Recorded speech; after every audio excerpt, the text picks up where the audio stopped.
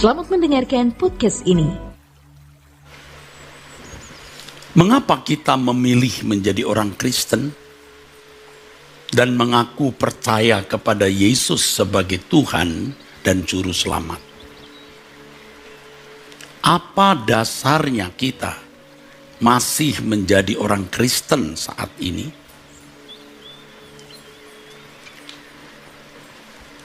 Pertanyaan itu biasanya terjawab dengan jawaban, ya memang dari kecil sudah beragama Kristen. Atau karena menikah dengan orang Kristen. Atau karena sekedar tertarik melihat hidup orang Kristen lalu menjadi Kristen. Saudara sekalian, kalau kita tidak memiliki landasan yang benar, yang kokoh, maka kekristenan yang kita miliki itu rapuh, rentan, saudaraku.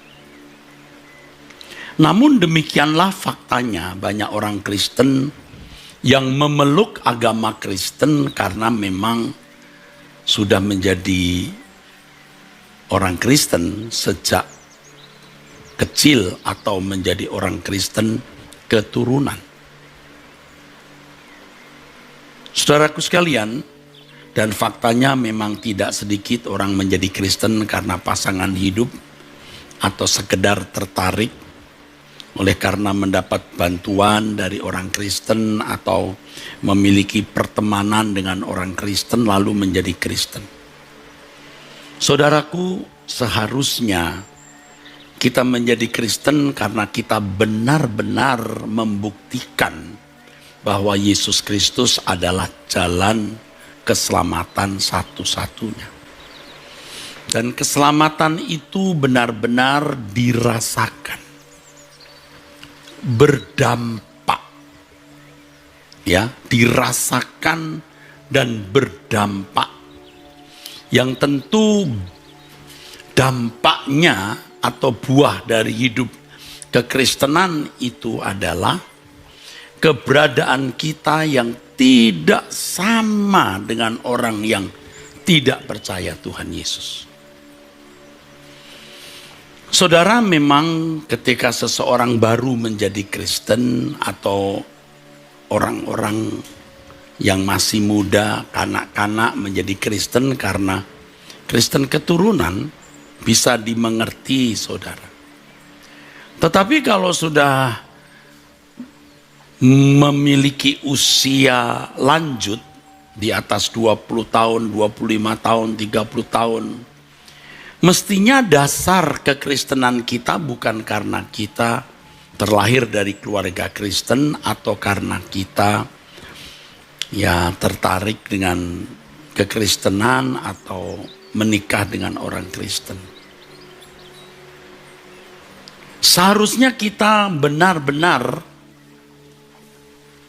telah membuktikan bahwa Yesus Kristus itu adalah satu-satunya jalan keselamatan.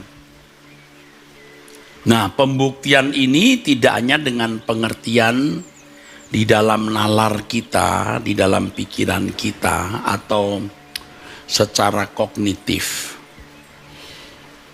Saudaraku, pembuktian ini harus dibangun dari pengalaman langsung dalam kehidupan konkret dan kehidupan yang real, saudara. Lebih lanjut kita akan benar-benar memperkarakan bagaimana kita tahu bahwa Allah itu ada. Allah yang benar itu adalah Allah Abraham, Ishak dan Yakub yang bernama Yahweh, Elohim Yahweh, yang menyatakan diri sebagai Allah Israel yang tertulis di dalam Alkitab. Bagaimana kita bisa tahu dan benar-benar menerima sepenuhnya bahwa satu-satunya Allah yang benar itu Allah Abraham, Allah Ishak, Allah Yakub, yang menyatakan diri sebagai Allah Israel yang bernama Yahweh, Elohim Yahweh.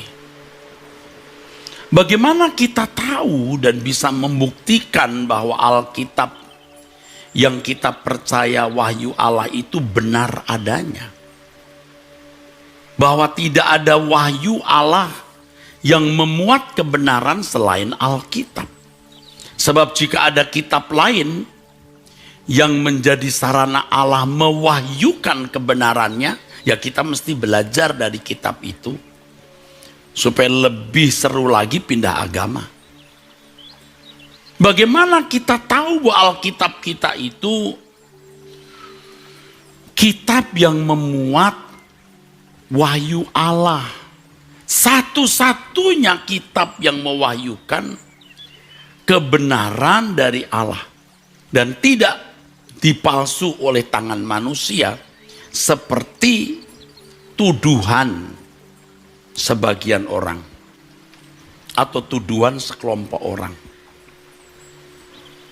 Bagaimana kita tahu, kita mengerti dan menerima sepenuhnya bahwa Injil itu kabar baik dan masih orisinil, tidak dipalsu oleh tangan manusia? Bahwa Yesus benar-benar anak Allah yang menjadi manusia, yang benar-benar mati tapi juga bangkit.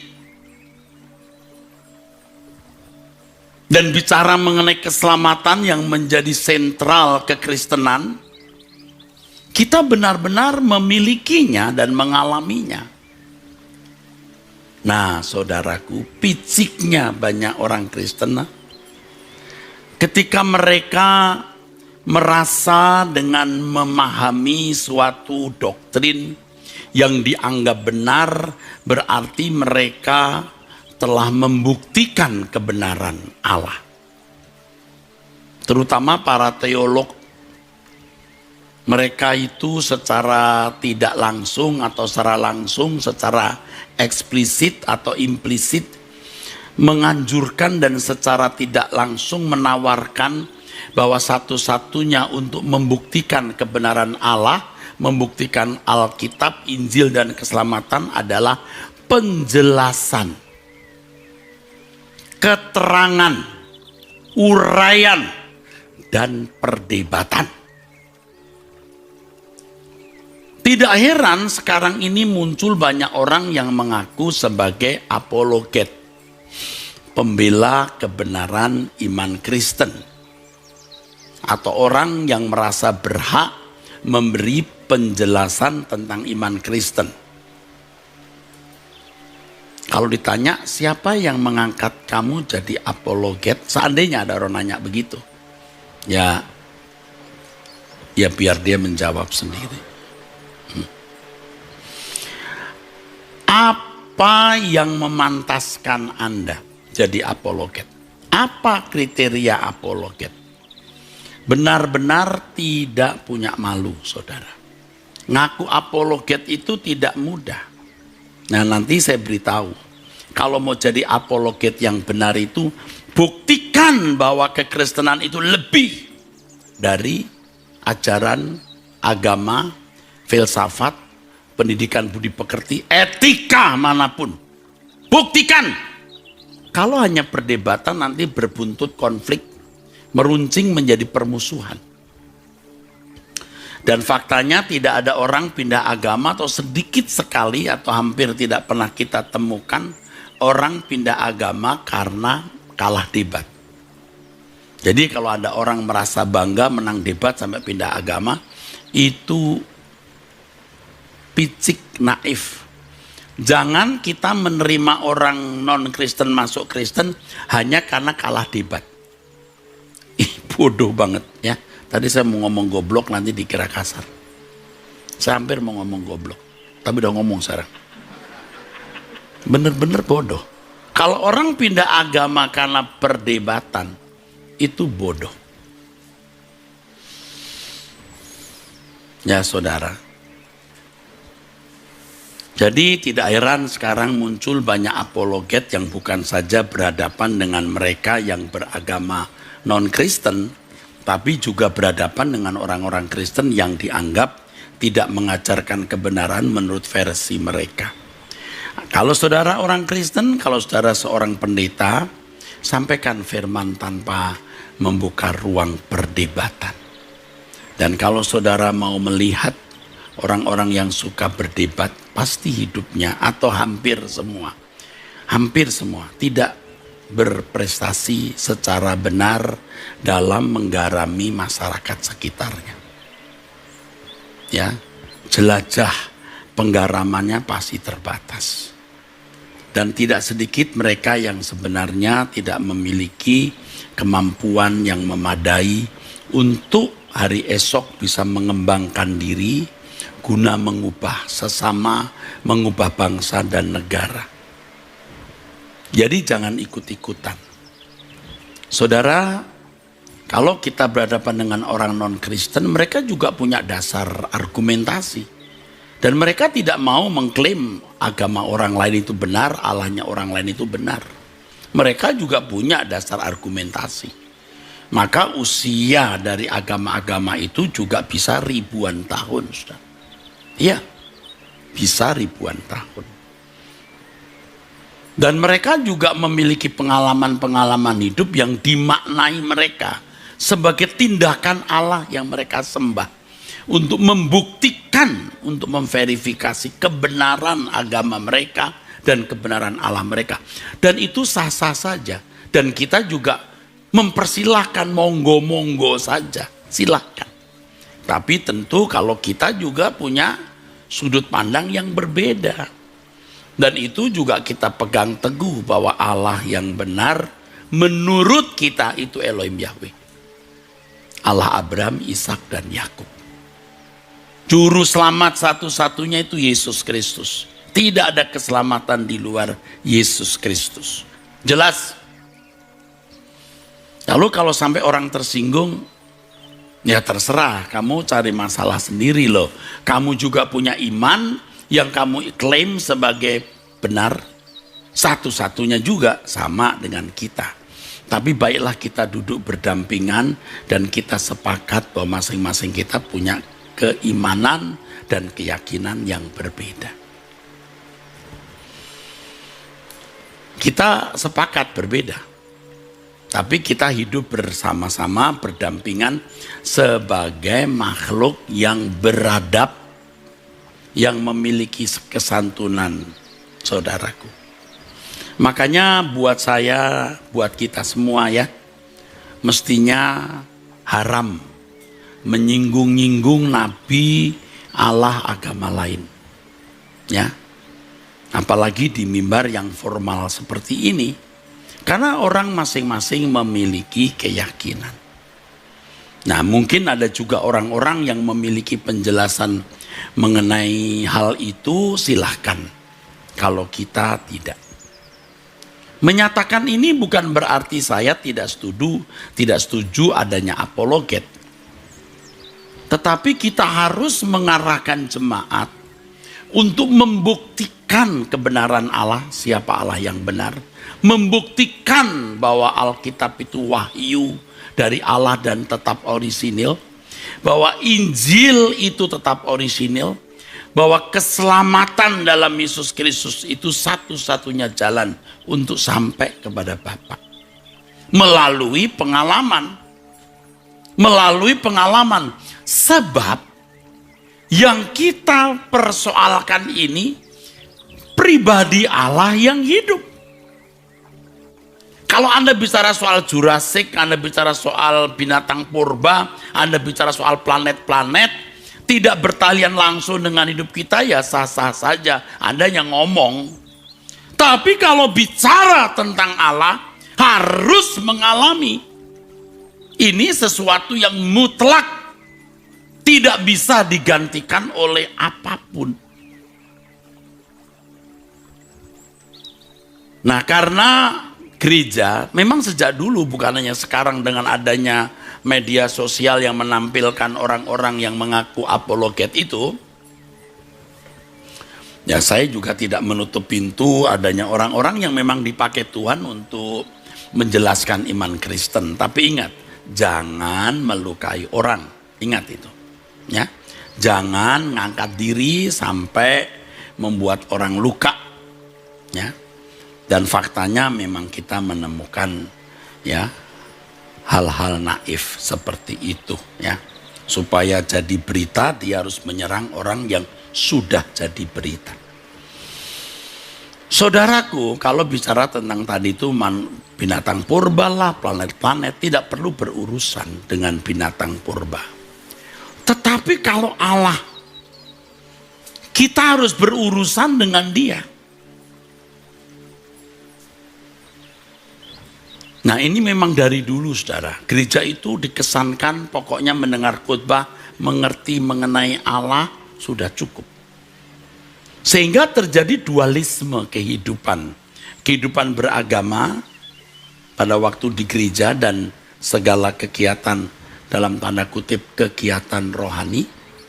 Dan kehidupan keseharian yang seakan-akan bisa lepas dari kerajaan Allah. Ya begitu saudaraku. Dan orang merasa sudah mengenal Allah karena memiliki pemahaman tentang Allah. Dan kita menyaksikan bahwa yang khotbah di mimbar-mimbar ini para teolog-teolog. Yang juga memiliki atmosfer berpikir begitu. Sudah merasa mengenal Allah karena memiliki pengetahuan tentang Allah atau teologi. Yang bicara ini bukan anak kemarin sore yang baru hidup. Umur hidup saya 80% itu ada di pelayanan saudara. Dan waktu saya yang terbanyak ada di sekolah Alkitab. Saya melihat fakta itu. Makanya tidak heran kalau jemaat telah terhamiri, tergarami. Tanpa sadar bahwa cukup mengenal di dalam pemahaman secara nalar pikiran atau kognitif mengenai Allah. Sudah. Dan saya tambahkan kenyataan yang tidak bisa dibantah tadi, perdebatan-perdebatan mengenai ajaran tidak membuat orang lain menjadi Kristen. Ya, tapi justru membuat hubungan menjadi disharmoni dan tidak jarang meruncing menjadi permusuhan. Kita gagal menjadi saksi. Menjadi saksi itu bukan melukai dengan perdebatan, saudara. Ya kalau dalam situasi tertentu harus memberi penjelasan dan orang terluka bisa. Bukan sengaja mau debat, mau menunjukkan aku pinter loh. Dan saya melihat orang-orang yang seperti itu seperti orang kaya baru, OKB. Yang diomongin itu ada di buku. Semua itu ada di buku Pak, Bu. Saya sudah belajar, saya tahu benar di buku. Tinggal transfer saja. Nah pendeta-pendeta seperti ini pasti tidak mengubah orang. Saya bukan mengatakan saya lebih baik atau paling baik. Ayolah kita semua belajar. Saya juga masih belajar. I'm still learning. Saya masih belajar saudaraku. Ya. Ayo kita mengalami Tuhan. Ya seiring dengan dinamika hidup dan perubahan zaman. Yang semua kita alami. Kita menemukan pesan-pesan Tuhan di dalam hidup ini dan menyampaikannya kepada jemaat sehingga jemaat dapat survive di tengah-tengah dunia yang gelap ini.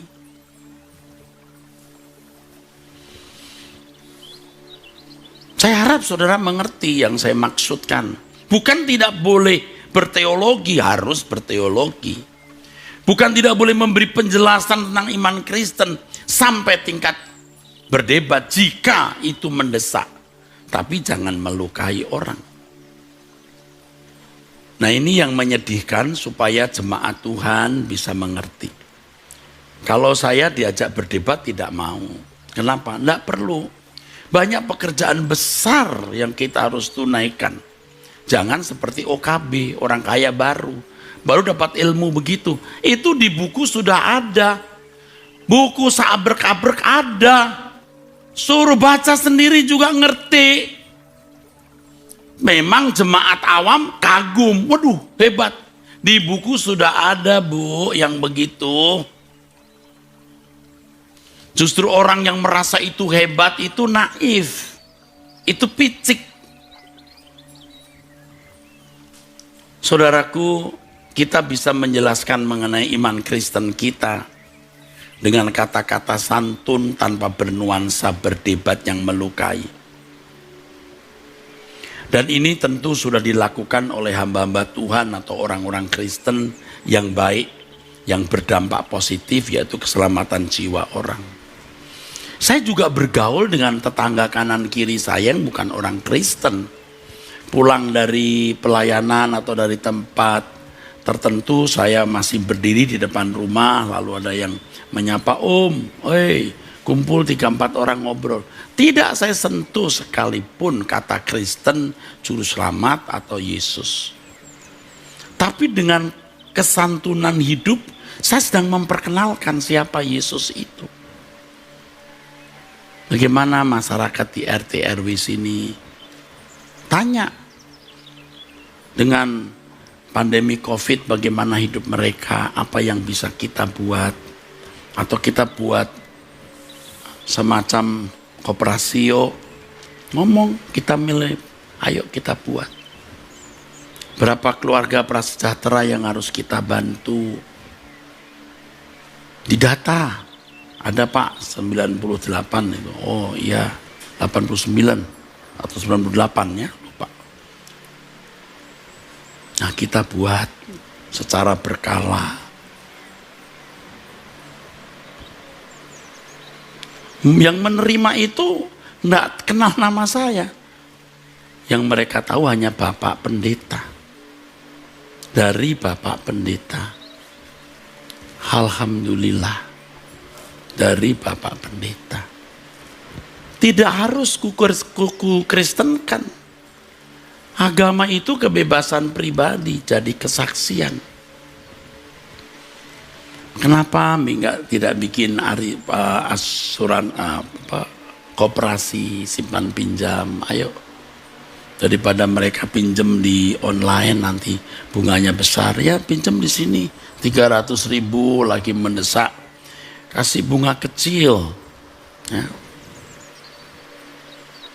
Di situ kita baru bisa bersaksi. Ya rugi juga kalau dihitung pakai uang atau angka uang. Tapi itu tidak ada kerugian sama sekali kalau kita memandang Tuhan dan semua juga milik Tuhan. Pada waktu pandemi kemarin, kita lihat siapa hamba-hamba Tuhan yang perlu dibantu. Sekolah-sekolah Alkitab yang harus tetap eksis. Itu berdampak, saudaraku. Orang percaya harus benar-benar berusaha untuk membuktikan kebenaran Allah, Alkitab, Injil, dan keselamatan dalam Yesus Kristus melalui pengalaman. Karena Allah itu hidup. Kehormatan loh kalau kita bisa bersentuhan dengan Allah yang hidup. Bukan anti teologi. Kita sudah belajar. Kalau saya belajar di setiap stratum itu 4 tahun. S1, S2, S3 itu 4 tahun. Mengerti itu semua yang dibicarakan ada di buku. Tinggal benturin saja yang ini tidak sesuai dengan yang itu dianggap sesat, dan seterusnya. Sudah ada di buku. Dan sekarang mudah sekali mengakses itu, apalagi dengan teknologi komunikasi komputer yang begitu canggih. Dalam sekejap kita membuka komputer kita itu ada ratusan ribu buku yang bisa kita akses. Kalau ada waktu saja. Jadi tidak usah norak gitu loh saudaraku. Jemaat memang kagum-kagum. Apa itu Arius? Apa itu Athanasius? Itu waktu kita S1 sudah belajar. Apa itu Konsili Nisea? Sudah dari kita mahasiswa umur 20 tahun, 23 tahun kita sudah belajar. Hendak heran itu. Siapa itu Agustinus? Siapa itu Yakobus Arminius? Kita juga sudah tahu. Apa itu predestinasi? Dari dulu kita sudah belajar. Jadi tidak usah norak lah. Ya. Jadi Bapak Ibu yang masih mau norak, monggo, itu kan kesenangan ya. Kita nggak bisa melarang ya. Tapi kalau saudara mau, yuk kita mencari Tuhan. pengalaman dengan Tuhan yang hidup itu luar biasa.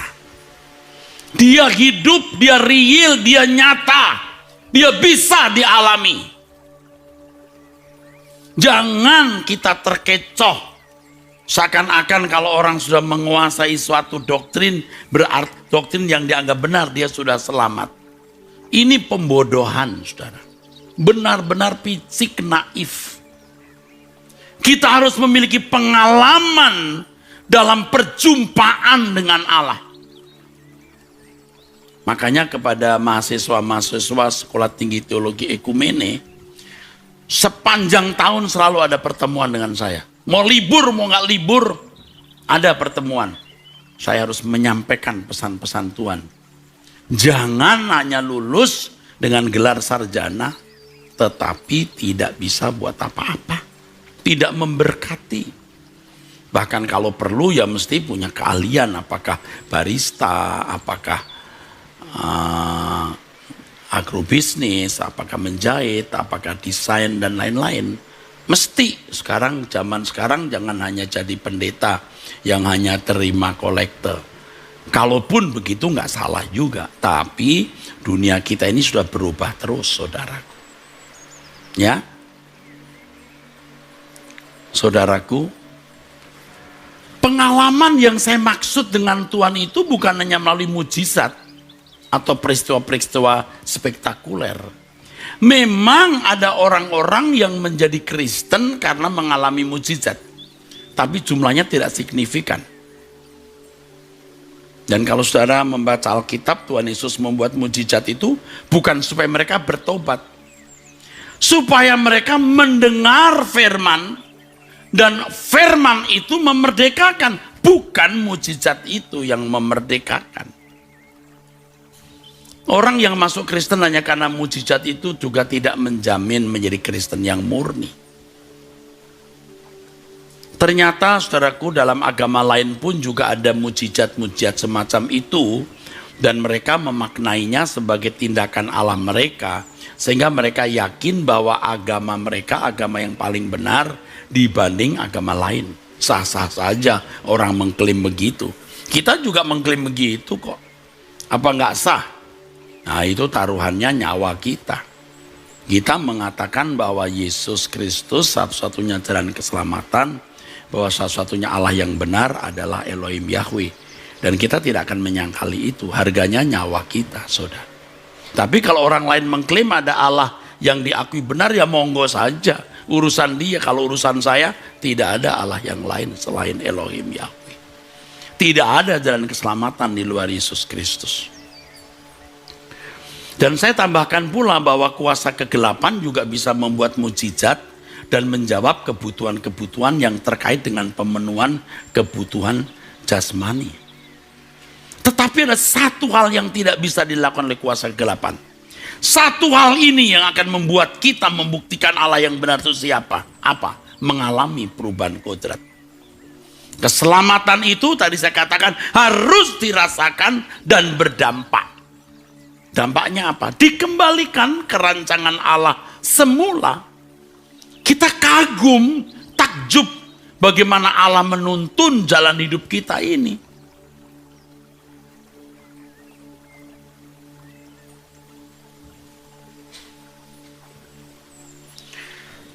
Proses kehidupan di mana seseorang diubah menjadi seorang yang berkodrat ilahi itu luar biasa.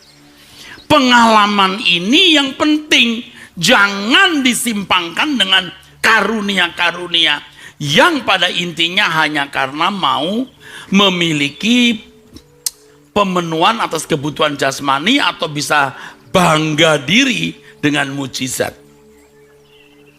Pengalaman berjalan dengan Tuhan akan membuka mata pengertian kita untuk membuktikan siapa Allah yang benar, juru selamat yang benar. Perubahan itu bukan hanya membuat kita jadi baik. Sebab kalau baik, agama manapun mengajarkan kebaikan, membuat orang bisa bermoral baik, santun, bahkan menakjubkan loh. Bisa membuat orang-orang menjadi santun menurut hukum saleh dan benar-benar nampak rohani. Dan memang rohani dalam ukurannya. Tetapi bagi kita mengenakan kodrat ilahi. 2 Petrus pasal 1 ayat 3 dan 4. Ibrani pasal 12 ayat 9 dan 10. Mengambil bagian dalam kekudusan Allah, mengenakan kodrat ilahi. Ini ayat sudah saya sebut tapi tidak perlu kita baca semuanya, ya. Jangan berkata itu pendeta Erastus khotbah tanpa ayat Alkitab. Dari tadi yang saya katakan semua punya dasar ayat Alkitabnya, ya. Jangan hanya ayatiah tapi tidak Alkitabiah. Oke, ya. Bapak, Ibu, saudaraku, setiap hari Tuhan pasti menyediakan berkat rohani, yaitu proses pembentukan kita menjadi manusia yang berkodrat ilahi. Itu luar biasa. Kita akan menemukan kesaksian dalam batin bahwa Allah kita luar biasa. Hanya Dia Allah yang benar, Elohim Yahweh. Hanya Yesus satu-satunya juru selamat yang membawa kita sampai kepada Bapa. Gimana membuktikan? Temui, alami. Jangan hanya di pikiran dan di mulut. Dan kita harus dapat menangkap, menemukan penggarapan Allah itu dalam hidup kita. Saudaraku sekalian.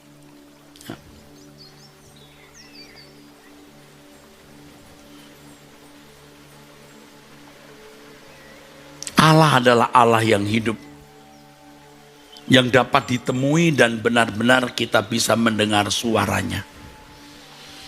Kita dapat mendengar nasihatnya, baik melalui firman yang kita dengar.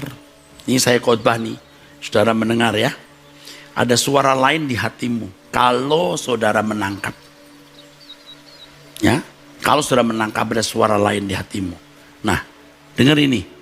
Nah, itu hubungannya dengan kamu kemarin. Nah, atau mengulang sampai Anda bisa mendengar ulang.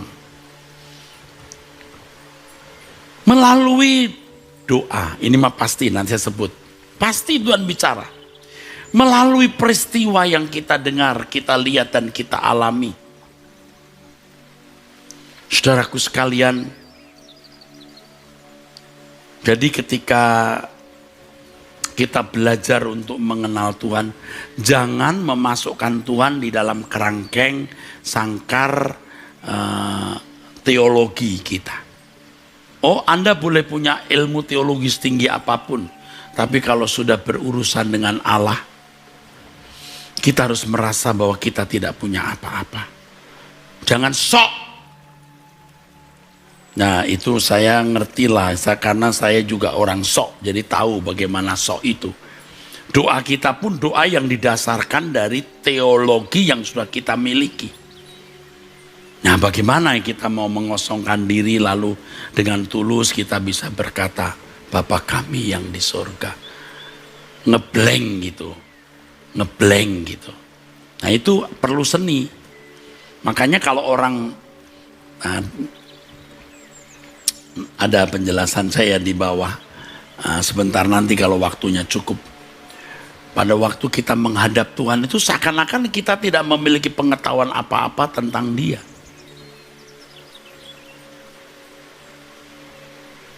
Ya, seakan-akan kita tidak memiliki pengetahuan apa-apa tentang Dia. Bapa kami, Tuhan kami Yesus Kristus. Jadi tidak didorong oleh satu pengetahuan tertentu. Karena Allah tidak bisa dibungkus, dimasukkan kotak teologi yang kita pahami. Allah itu melampaui akal, transenden, saudaraku. Jadi sehebat apapun pengetahuan tentang Allah, setinggi apapun gelar yang telah kita sandang, kita harus merasa benar-benar miskin, kosong di hadapan Allah dan kita mau mengenal Dia. Iya, sehebat apapun, selalu ada direktori yang kita kosongkan. Dan kita selalu membuka ruangan. Allah memberikan enlightenment, pencerahan. Seiring dengan dinamika hidup yang kita alami saat ini, saudara. Dengan demikian kita dapat mengenal Allah secara langsung, dan orang-orang yang memiliki perjumpaan dengan Allah ini tidak mungkin teologianya meleset. Jadi bukan hanya berdasarkan pandangan teolog, pandangan dosen, pandangan pendeta A, pendeta B, tapi aku mau bertemu langsung dengan Tuhan. Tentu dengan catatan benar-benar mengalami perjumpaan dengan Tuhan. Jangan perjumpaannya dengan Tuhan juga kamuflase atau bohong-bohongan. Seperti banyak orang yang ngeroh itu. Menurut saya orang yang ngeroh itu pada umumnya Allahnya salah. Betul-betul. Saya jarang ketemu orang yang ngeroh teologianya sesuai Alkitab. Jarang. Rata-rata enggak karuan. Memang ada yang tepat juga. Dari muda saya pernah mengagumi orang-orang yang tidak belajar teologi, tetapi tidak pernah sekolah teologi ya, tapi mencari Allah. Satu hal yang saya tangkap, perilakunya agung. Kalau mau jujur, kita seperti gemetar melihat kebaikan, wibawa, ketenangan, kasih, ketulusan, kemurnian orang-orang seperti ini. Banyak teolog merasa sudah memiliki pengetahuan tentang Allah. Pengetahuan itu telah menjadi seperti kerangkeng atau sangkar yang memenjara Allah. Orang-orang seperti ini sebenarnya sesat tanpa dia sadari.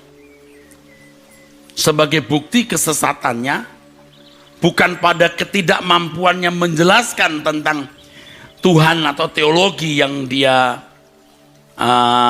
miliki, tapi perilaku yang tidak menunjukkan anak-anak Allah yang agung. Ya kita juga belum sempurna, tapi kalau orang belajar berjumpa dengan Allah itu merasa dirinya juga belum sempurna. Maka tidak akan mudah mencela orang, menghakimi orang, tidak akan mudah. Bahkan tidak.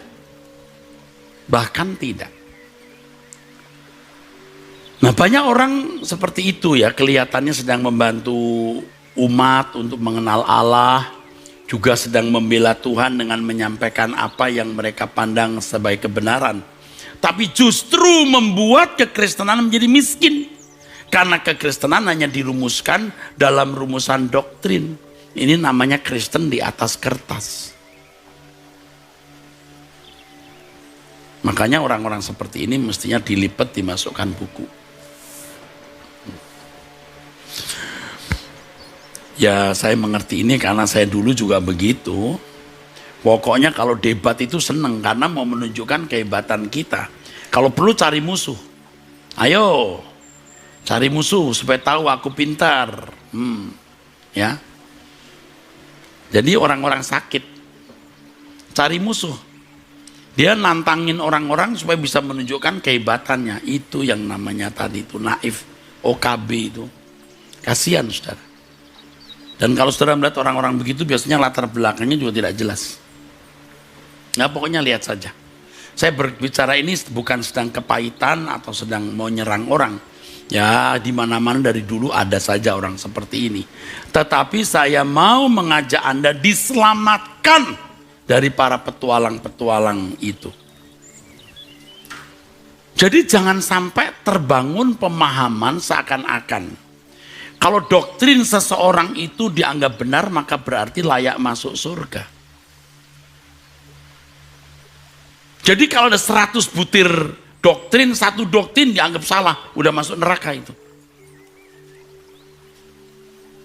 Padahal perilaku orang itulah yang menunjukkan apakah seseorang layak masuk surga atau tidak. Orang dihakimi menurut perbuatannya. Bukan menurut imannya, apalagi menurut teologinya. Iman itu perbuatan. Iman bukan dirumuskan dalam perkataan dan penjelasan. Lagi pula saudara, namanya juga kebenaran yang dikemukakan oleh manusia itu bisa relatif. Teologi itu relatif, asumsi. Sebab setiap orang juga bisa mengklaim apa yang diajarkan itu benar. Jadi saudaraku, ketika terbangun pemikiran, ya, sadar atau tidak, kalau pemahamannya mengenai Alkitab atau doktrinnya mengenai Alkitab itu diakui benar, maka dia masuk surga. Tapi kalau orang lain dari 100 butir doktrin, satu salah saja udah masuk neraka. Orang-orang sakit begitu jangan didengar. Lebih baik begitu Anda lihat di media sosial wajah orang itu, hindari. Percuma. Jadi pemahaman yang salah itu menyesatkan dan membunuh iman Kristiani yang murni. Kekristenan itu jalan hidup dan Allah harus dialami. Tidak cukup dipahami secara doktrin di dalam nalar pikiran. Kita sebagai orang Kristen, saudara-saudaraku, seperjuangan para teolog dan pendeta, rekan-rekan seperjuanganku, kita harus memiliki ketegasan bahwa kekristenan jalan hidup tidak cukup dirumuskan di dalam doktrin. Kita bukan menjadi orang-orang Kristen di atas kertas. Ya, Bapak Ibu, saudaraku. Nah, kalau pendeta, pembicara sudah teolog, pendeta Kristen di atas kertas, ya pasti yang mendengar juga tertulari begitu. Nah, orang-orang seperti ini sebenarnya memandang Allah sekedar fantasi. Ya, tidak heran kalau kesucian mereka rendah, moralnya rendah. Ya, kesucian yang kadarnya rendah itu tidak harus ditandai dengan pembunuhan, perzinahan, percabulan atau dosa-dosa moral umum. Tapi dari cara bicara saja kita sudah melihat rendahnya moral orang itu. Tidak menunjukkan keagungan pribadi Kristus yang lemah lembut. Pasti mereka juga masih terikat dengan percintaan dunia. Dan orang-orang seperti ini tidak memiliki kerinduan pulang ke surga. Tidak mampu menjadikan kematian sebagai momentum yang paling membahagiakan. Saudaraku sekalian, jangan kita rusak oleh suasana kekristenan yang sekarang ini sedang marak. Yang oleh karenanya saya memberitahukan kepada saudara, untuk membuktikan Allah kita itu hidup, Allah yang benar, Allah Abraham, Ishak dan Yakub. Alkitab kita benar, masih orisinil, Injil orisinil. Yesus satu-satunya juru selamat, harus dialami. Pembuktian itu harus dialami, yaitu ketika kita memasuki proses pembentukan menjadi manusia yang berkodrat ilahi. Itu indah sekali, saudaraku. Ya, tentu kuasa kegelapan juga berusaha untuk bermanuver menghancurkan kekristenan, ya saudara. Di dalam catatan saya yang tidak saya sebutkan lagi, saya membuktikan bagaimana teolog-teolog hebat di Eropa dan seminari-seminari yang berkualitas tinggi secara akademis tidak menyelamatkan, tidak bisa menyelamatkan Eropa yang menjadi kafir atau seperti kafir. Humanis memang, tapi Allah tereliminasi, Allah tersingkir. Bahkan kita melihat kemajuan agama non-Kristen yang rumah ibadahnya makin berjamur, ya, seperti jamur di musim hujan. Dunia kita yang semakin jahat ini tidak bisa kita hadapi dengan kekristenan di atas kertas. Artinya kekristenan yang hanya mengandalkan penjelasan, uraian, logika berpikir. Tetapi kekristenan yang harus benar-benar menjadi jalan hidup, di mana seseorang mengalami Allah secara konkret dan real sebagai pembuktian kebenarannya. Jadi kalau aku menjadi Kristen hari ini, karena aku mengenal Dia, aku tahu kepada siapa aku percaya. Bukan sekedar aku yakin, yang aku percayai, aku tahu. Kita harus lebih giat mencari Allah dan mengalaminya. Tentu sarananya adalah berdoa, mohon petunjuk Tuhan, saudara. Yang pertama saya menganjurkan saudara, pertama ini ya, karena dunia kita makin jahat ini, yang pertama Anda harus bertanya kepada Tuhan, gereja mana yang patut saudara masuki dan saudara menjadi anggota. Jangan karena orang tua di gereja itu Anda tetap di gereja itu. Saya dari sekolah minggu di sana Pak, saya tetap di situ. Nggak salah sih, sebaiknya memang begitu. Tetapi kalau gereja itu tidak membuat perubahan yang mengungsikan Anda ke langit baru, bumi baru, tidak membuat Anda mengalami perubahan yang menjadi manusia berkodrat ilahi, untuk apa?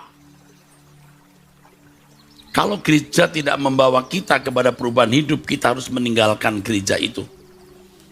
Kita harus bertanya, pendeta mana yang patut kita dengar, lalu kita ikuti cara hidupnya. Demikian pula dengan GSKI Rehoboth ini yang saudara dengar. Kalau saudara anggap ini gereja yang saudara bisa bersekutu berjemaat, ayo. Pasti banyak jemaat Rehoboth yang mengikuti live streaming ini. Tetaplah di sini. Tapi kalau saudara memandang GSKI Rehoboth bukan gereja Tuhan, please Anda pindah. Nah ini kalau ngomong gini lalu saya diomeli orang. Bapak ngusir-ngusir. Ngerti nggak nih? Saya ngomong ini bukan ngusir ya. Anda tanya Tuhan gereja mana yang benar. Kalau GSKI Rehoboth benar-benar gereja Tuhan, tetap di sini. Kalau tidak, silahkan pindah.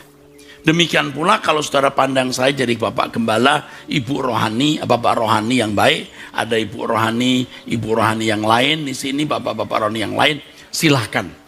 Tapi kalau saudara memandang, itu Erastus sesat, dia bukan hamba Tuhan yang benar, please cari pendeta lain.